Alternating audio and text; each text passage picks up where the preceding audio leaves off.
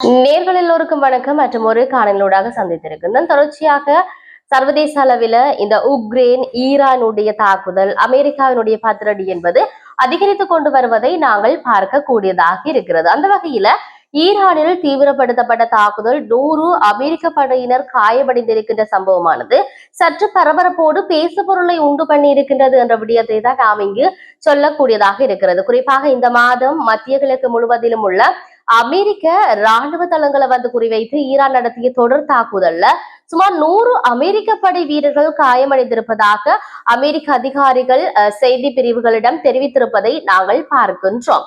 அவர்கள பெரும்பாலானோர் பின்னர் மீண்டும் பணிகளுக்கு திரும்பி விட்டதாக அதிகாரிகள் கூறி வருவதாக சொல்லப்படுகிறது.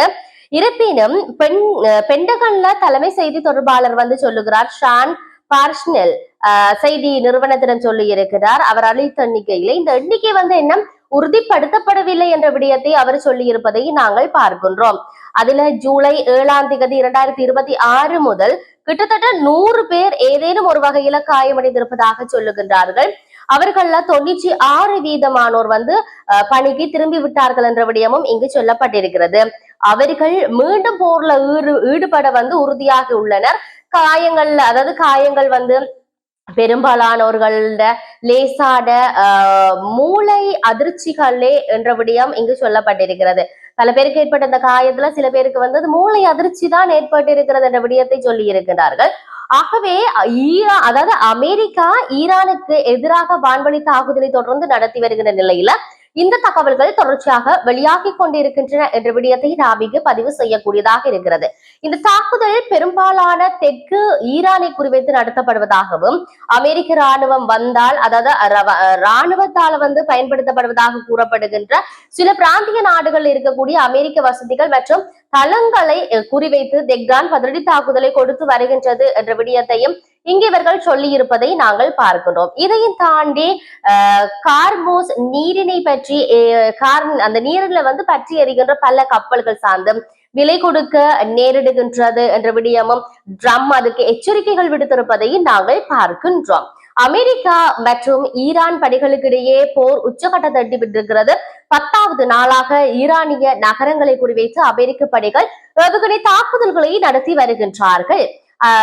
சிரிக் அங்கேயும் பந்தர் அப்பாஸ், கெசின் தீபு, ஜபாஹர் மற்றும் கொனாரக் ஆகிய பகுதிகளில் குண்டுவெடிப்பு நிகழ்ந்ததாக சொல்லப்படுகிறது. அமெரிக்க வீரர்களின் மரணங்களுக்காக ஈரான் பல மடங்கு விலை கொடுக்க வேண்டும் என்ற விடயத்தை அமெரிக்க ஜனாதிபதி டொனால்ட் ட்ரம்ப் எச்சரிக்கை விடுத்திருப்பதையும் நாங்கள் அவதானிக்கின்றோம்.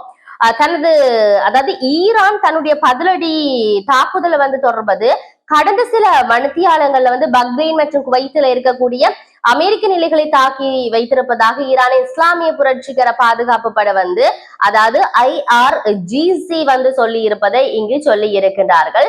இதையும் தாண்டி கார்மோஸ் நீரிணை வழியாக சென்ற 2 எண்ணெய் கப்பல்கள் கண்ணி வெடிகள்ல வந்து வெடித்து சிதறி இருப்பதாகவும் கப்பல்ல பாரிய தீ ஏற்பட்டு இருப்பதாகவும் IRGC வந்து குறிப்பிட்டிருப்பதையும் பார்க்கின்றோம். அரசு செய்தி நிறுவனமான IRIB வெளியிட்டிருக்கக்கூடிய அந்த அறிக்கையில 2 கப்பல்களின் மாலுமிகள் மீட்பு குழுவினர் வெளியேற்றி வருவதாக அந்த கப்பலுடைய மாலுமிகளை மீட்டு வருகிறார்கள் என்ற விடயத்தையும் இங்கு சொல்லி இருக்கின்றார்கள்.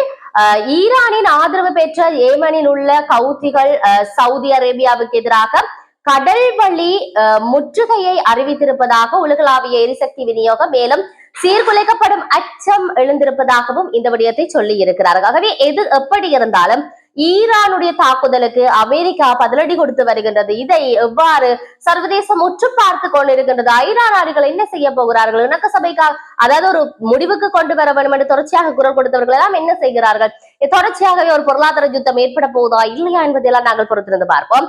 மற்றும் ஒரு பதிவுடாக சந்திப்போம். வணக்கம்.